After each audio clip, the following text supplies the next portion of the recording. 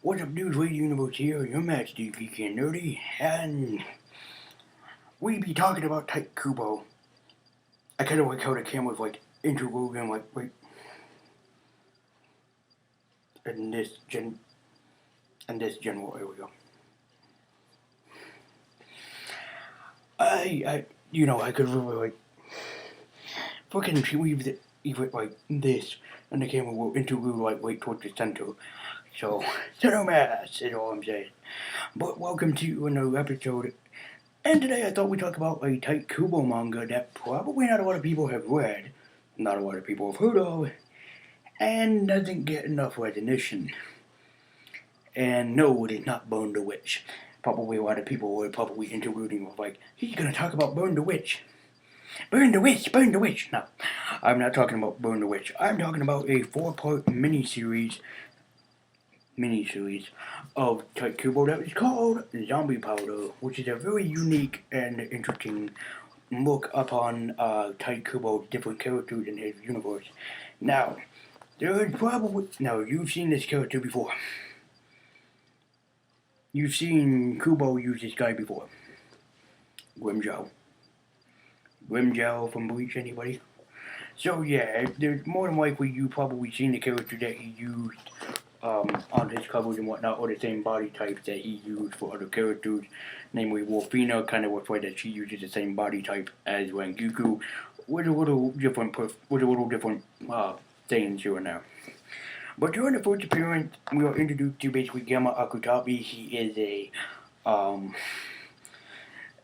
essentially Gamma is basically, so to speak, let's put it this way.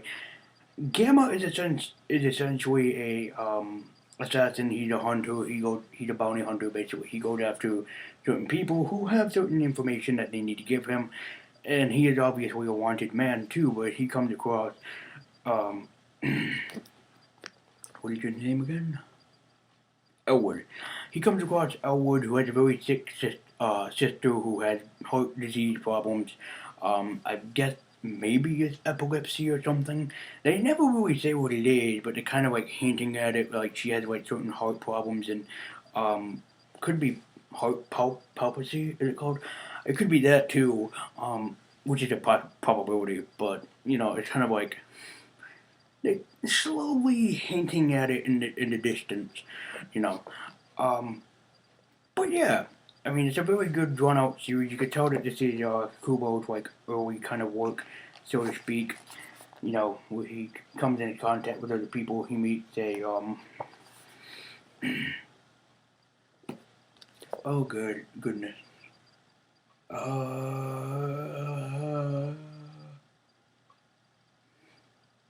I forget what his name is, CJ or something that he joined up with. But he eventually meets up with like other characters that he can use to his advantage and everything in this. I'm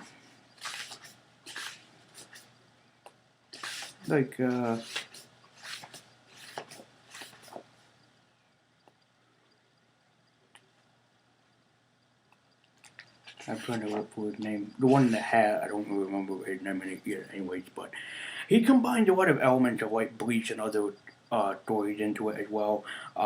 Like basically where Gamma is going up against this younger girl, and he's getting his ass kicked and handed to him until he unlocks like a certain superpower, like he's called like something moving flame or sacred flame, and it's a very sacred martial art and sword ability that Gamma used, and he mastered it.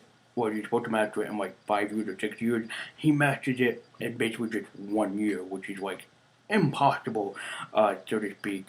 And in part two, they meet Wolfina, who is a photographer, and she goes around in photographers, and she knows who Gamma is, obviously. And I'm not going to talk about Elwood's backstory too much because there's a lot of spoilers going into that, but he does not have the best backstory. Basically, but they meet Wolfina, who doesn't have the best backstory either. She has a brother who came into contact with one of the 12 Rings of Death. So I'm just going to leave it at that. Because I really want people to get into this series and whatnot. So they introduce Wolfina, who is a photographer. She's going around trying to get her big scoop, sort of like Lois Lane, for example, from Superman. She's just trying to match all the pictures together and everything. She meets Elwood, she meets Gamma, And so she decides, like, I can hang around with these guys too because Gamma still owes me the up, so to speak, saying, it is Tite Kubo's writing too because you can tell, because there's a lot of moments where the woman will try to be attractive or sexy towards the guy, the main character.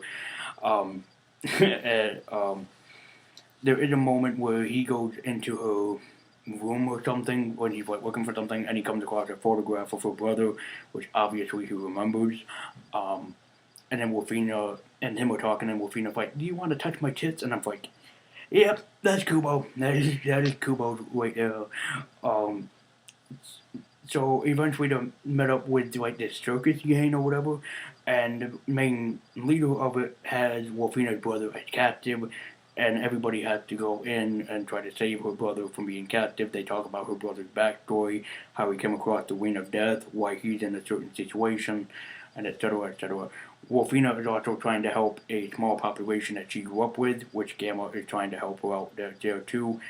And they also explain to her like why the 12 rings of death are insanely difficult to come across and get. And each, I think 2, 3, and 4 have mini-series by Tite Kubo that he only started but never really finished. Back during the day, which is pretty exciting to read on their own. Um, But they eventually get into the meat of the things where they're going up against the circus gang, and each and every one of them have a different superpower. It kind of reminds me a little bit of like the circus gang from Ben 10, how they like all have unique abilities and whatnot. It kind of feels the same way, or the same variety. Um, so each and every one of them have a different task to face. They face them off and they do destroy them, and then they kind of get like a not so really cool ending. It kind of feels like really that Kubo was rushed during this. Like 1, 2, and 3, he kind of could get where he wanted to be story wise, and then by the time like he would get into 4, Shonen Jump was like, okay, Kubo, you have a really popular series which is Bleach on top of the table, and now you're gonna have this series too. This cannot end well, my friend. You need to finish this up today, and it's kind of like really rushed outside the door and everything. So, I mean, there's a lot of good moments in this, and a lot of like funny dialogue between the characters and whatnot. We eventually do get to meet Gamma's girlfriend, who is so many years old, but she looks like a 13 to 12 year old, I think it is, but she's like as old as Gamma is, and Gamma is practically immortal. So, technically speaking, Gamma is like so many thousand years old, but he looks like that. He's like me, for example, like 25, 26. And I look like I'm 15, 16. I've heard that so many times. I still have a baby face. Just like my sister, for example, my sister is, 20, is older than I am, but a lot of people say that she looks like that she's like basically a middle school student. Like, it's the car that you dealt with. I've heard, my girlfriend even told me, and I heard the same thing when I show people the picture of my girlfriend. They're like, "Geez, how old? She can't be," sort of deal thing. And I'm like, "Yep, yeah, yeah, she is." And even she can verify, like, "Yeah, I've been dealt that card before too." So it's a really good action and fantasy series. It's not really so much as horror. It kind of becomes so towards the end of it, but it doesn't delve into horror as much as a series that you think it's called Zombie Powder. They do kind of explain why it is called Zombie Powder at the beginning, what the main character's goal is which collecting all the 12 rings of death. You collect the 12 rings that basically give you immortality, and you can call upon your own army of the dead to basically do your bidding for you. If Kubo could ever go back to this and revamp it and whatnot, he might want to look into that and make it like a horror series, sort of like how Bleach is. How Bleach is basically a technically horror series, but action adventure fantasy horror series combined with some martial arts inside of it too. It's not a bad series by far, or not in the least, but I mean, really, when you're only working with 4 volumes of, zombie powder, what are you supposed to do? Are you just supposed to wait around and see what happens, or do you get to the meat of the subject very quickly? And, I feel the same way because if you look at this series compared to Bleach, like I own a good chunk of Bleach already as it is. If you read through Bleach, you can see how Kubo is kind of like taking his time. He could really point things out and whatever early on in the series. Early on points in the series because basically his Bleach series was one of the most popular mangas at the time, And when you look at something like this, that probably doesn't have that many readers involved in it. You can understand like that. It's kind of like that series where it's like, yeah, make your own theory kind of deal thing. Because again, one, two, and three are really like well crafted, well thought out. It's kind of pulling the story together. It's creating its own little spider web of a story.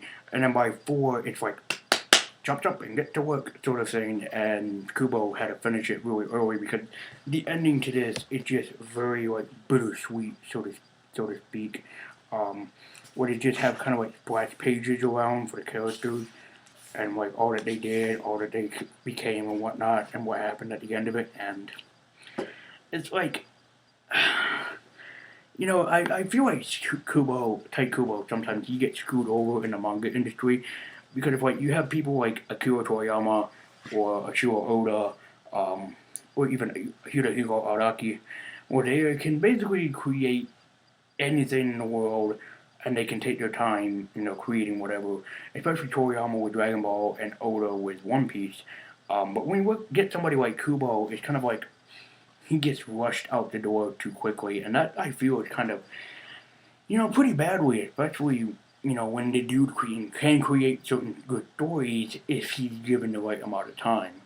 Burn the Witch, I don't know if it still is. I heard it was supposed to become an actual manga series and then later turn an anime series. I have no idea if that is going to work. I have no idea if Kubo is going to sign on to it.